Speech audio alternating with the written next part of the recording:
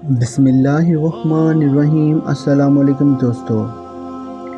اہل سرسار کی ایک قوم جسے قوم سبا بھی کہا جاتا ہے، اللہ تعالیٰ کی بے شمار نعمتوں کے اندر زندگی گزار رہی تھی۔ یہ قوم ایک عظیم تہذیب و تمدن کی مالک تھی۔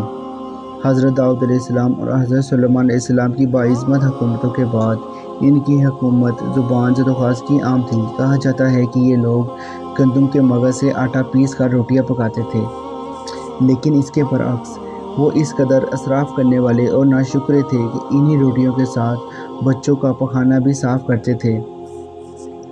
بعد ازاں ان آلودہ روٹیوں سے اکٹھا کرنے سے ایک پہاڑ بن گیا تھا۔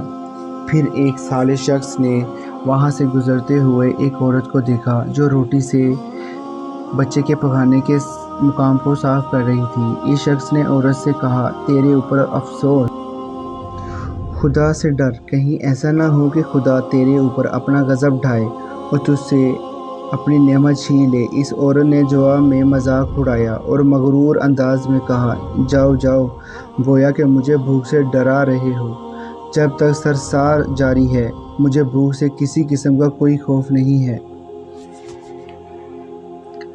کوئی زیادہ عرصہ نہیں گزرا تھا کہ اللہ تعالیٰ نے ان لوگوں پر اپنا غضب ڈھایا۔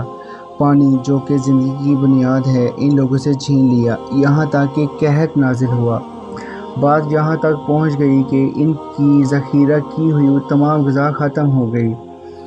آخر کار وہ مجبور ہو گئے انہی آلودہ روٹیوں پر ٹوٹ پڑے جو ان لوگوں نے اکٹھی کر کے پہاڑ کی مانند ڈھیر لگایا تھا، بلکہ وہاں سے روٹی لینے کے لیے صف لگتی تھی تاکہ ہر کوئی وہاں سے اپنے حصے کی روٹی لے سکے۔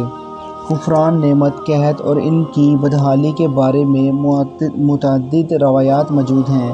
سورہ نحل کی آیت نمبر 112 اور 113 میں یوں ارشاد ہوتا ہے، اور اللہ نے اس بستی کی بھی مثال بیان کی ہے جو محفوظ اور مطمئن تھی۔ اس کا رزق ہر طرف سے باقاعدہ آ رہا تھا، لیکن اس بستی کے رہنے والوں نے اللہ کی نعمتوں کا انکار کیا تو خدا نے انہیں بھوک اور پیاس کا مزہ چکھایا، صرف ان کے ان اعمال کی بنا پر جو کہ وہ انجام دے رہے تھے۔ اور یقیناً ان کے پاس رسول آیا تو ان لوگوں نے ان کو جھٹلایا، تو پھر ان تک عذاب آ پہنچا۔ یہ سب ظلم کرنے والے تھے۔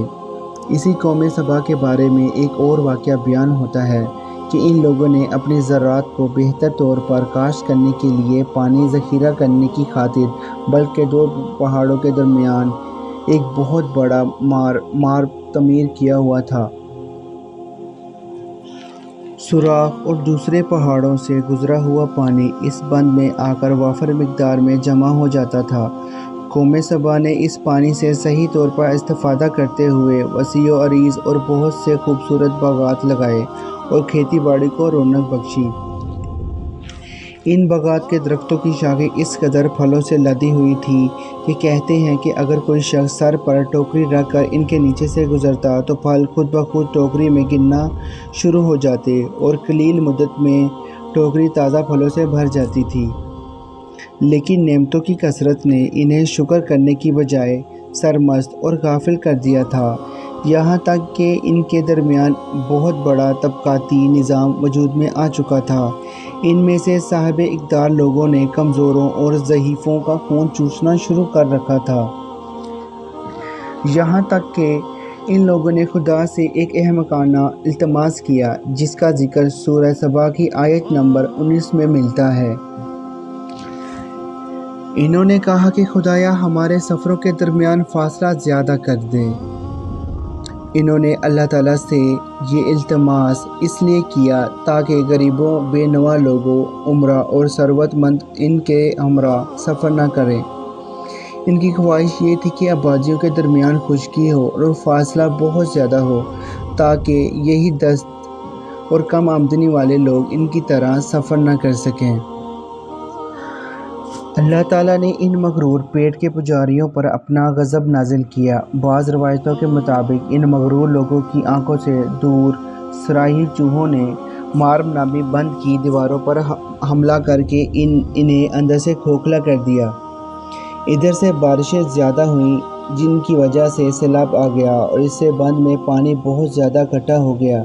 اچانک بند کی دیواریں ٹوٹی، اس سے ایک بہت بڑا سیلاب آیا جس میں تمام دیہات، آبادیاں، مال مویشی، باغات، کھیتیاں، ان کے محل اور گھر پانی میں غرق ہو کر نابود ہو گئے۔ ان کے باغات اور زراعت میں سے صرف بیری کے درخت اور کچھ جھاڑیاں بچی تھیں۔ خوش الحان پرندے وہاں سے کوچ کر گئے تھے، جبکہ الوؤں اور کووں نے قوم سبا کے کھنڈرات میں اپنے گھونسلے بنائے تھے۔ اس بات کا ذکر سورہ سبا کی آیت نمبر 15 اور 16 میں ملتا ہے، اور آخر میں سورہ سبا کی آیت نمبر 17 میں قرآن کریم میں اس واقعے کا یوں نتیجہ نکلا ہے: یہ ہم نے ان کی ناشکری کی سزا دی ہے، اور ہم ناشکروں کے علاوہ کسی کو سزا نہیں دیتے۔ یقین کرتا ہوں کہ آپ کو اردو مورل سٹوری کی یہ کہانی پسند آئی ہوگی۔ مزید ایسے واقعات سننے کے لیے ہمارا چینل لائک اور سبسکرائب کریں۔ شکریہ۔